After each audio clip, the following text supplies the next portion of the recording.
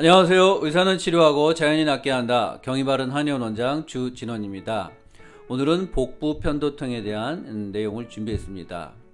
기능성 위장장애라고 하는 것은 반복적으로 위장장애가 나타나면서 검사를 했을 때 뭔가 큰 이상이 나타나진 않지만 이것이 지속적으로 일상생활에 영향을 주는 것을 기능성 위장장애라고 말을 하고 있습니다.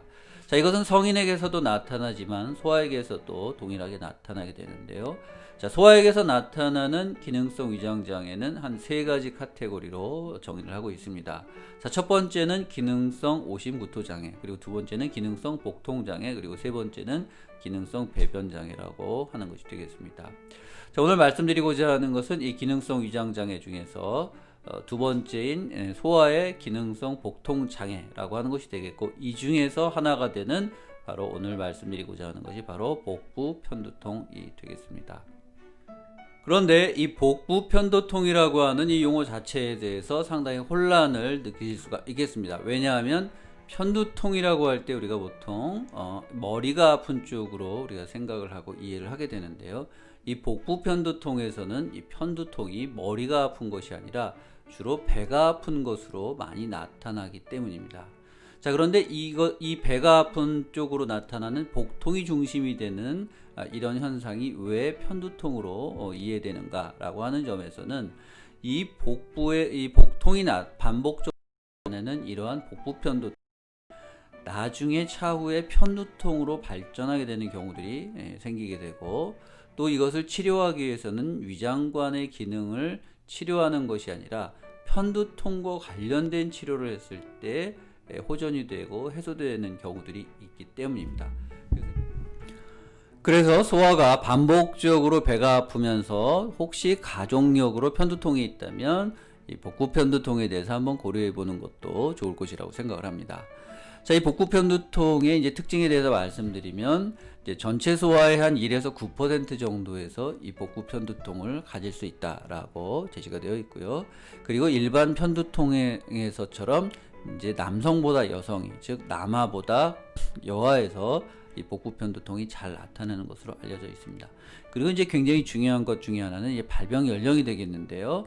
이 발병 연령은 이제 3세에서 한 10세 사이에서 이 복부 편두통이 잘 발생을 하는데, 그 중에 가장 많이 나타나는 나이로 제시가 되고 있는 것은 한 7에서 8세, 그 중에서도 7세 정도가 이 복부 편두통이 가장 많이 나타나는 것으로 알려져 있습니다. 자, 그리고 앞서 말씀드린 대로 이런 이제 반복적인 복통이 나타나면서 또 가족력으로 편두통이 있을 수가 있겠고, 이 복부의 복통이 계속 진행되다가 차후에는 편두통으로 진행하는 그런 특징을 가질 수 있다라는 것으로 이야기를 할 수 있겠습니다.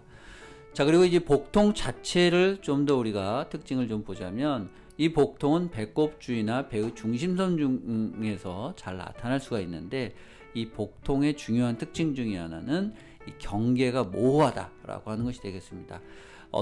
배의 어느 부위를 특정해서 말할 수는 없는데, 뭔가 배가 전체가 아플 수가 있으며 배꼽을 중심으로, 또는 말씀드린 대로 이제 배의 중심선을 중심으로 해서 아플 수 있다라고 하는 것이 되겠고, 일단 이 복통이 한번 시작되면 최소 1시간에서 길게는 한 19시간까지 갈 수 있겠다라고 하는 것이 되겠습니다. 그래서 일단 한번 복통이 시작되면 짧게 나타날 수도 있지만 이제 길게 갈 때는 상당히 이 아이가 고통을 당하게 되는 것이죠. 물론 이제 그 부모님들도 이 아이의 복통에 대해서 이제 많이 같이 이제 힘든 시간들을 보내게 될 것이 되겠고요. 그리고 이러한 복통이 이제 집중적으로 나타날 때는 한 달에 적게는 이제 2번에서 많게는 20번 정도까지, 뭐 최소 하루 이틀에 한 번 정도는 이제 복통이 나타날 수 있겠다라고 하는 것이 되겠습니다. 그래서 이렇게 복통이 한 번 나타나면 이제 길게도 갈 수 있고, 또 빈번하게 집중적으로 나타나기 때문에 일상생활에 굉장히 이제 지장을 초래할 수가 있습니다. 자, 그런데 이 복부 편두통의 중요한 특징 중에 하나는 이런 복통이 집중적으로 나타나다가, 그러다가 어느 순간 이 복통 자체가 이제 소실돼서 아무 일상생활에 이제 제약 없이 지내다가 또 어느 순간에 집중적으로 다시 나타나는 이제 그런 특징을 가지게 된다라고 하는 것이 되겠습니다.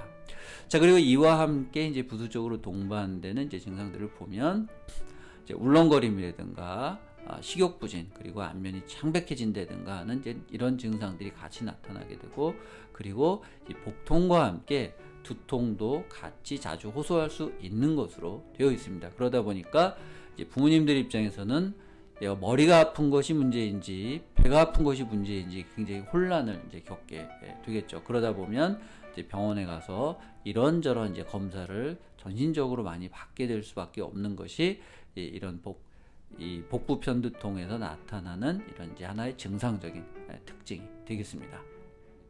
자, 그런데 여기에서 이제 또 한 가지 복부 편두통을 에서 혼란을 유발하게 하는 요소들이 있는데요. 그것은 이 복부 편두통의 여러 가지 다른 증상들이 이제 같이 나타나는 경우들이 있을 수 있다라고 하는 것이 되겠습니다. 자, 이 복부 편두통과 함께 나타날 수 있는 이제 증상들로서 제시된 것들을 보면 우측의 상복부나 하복부 쪽에서 이제 통증이 지속될 수가 있고, 또는 등이 아프다고 등으로 방산통을 호소할 수도 있고요.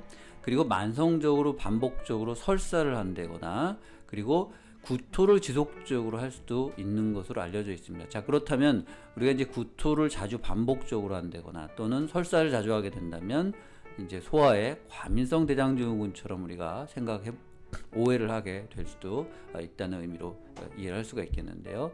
자, 이 외에도 체중이 자꾸 줄거나 또는 아무 이유 없이 그냥 열이 났다가 내려가는 이제 그런 특성들이 나타나기도 하는 것으로 알려져 있고요. 그리고 이제 밤에 소변을 자주 보러 간다거나 음식을 삼킬 때 삼키는 것에 대해서 상당히 어려움을 겪거나 또는 두려움을 갖게 된다거나, 그리고 또는 이제 관절통을 호소하는 경우도 있는 것으로 알려져 있습니다. 그리고 이것이 이제 지속될 경우에는 성장이 지연되거나 사춘기의 성숙이 이제 지연되는 그런 경우도 나타날 수 있다라는 보고들이 제시가 되어 있습니다. 그래서 이 복부 편두통은 편두통의 기본적인 병리이면서 복통으로 나타나고, 말씀드린 대로 지금 이제 여러 가지 다른 증상들이 나타나서 상당히 당사자와 또 이제 부모님들을 혼란하게 할 수 있는 이제 그런 요소가 될 수 있겠습니다.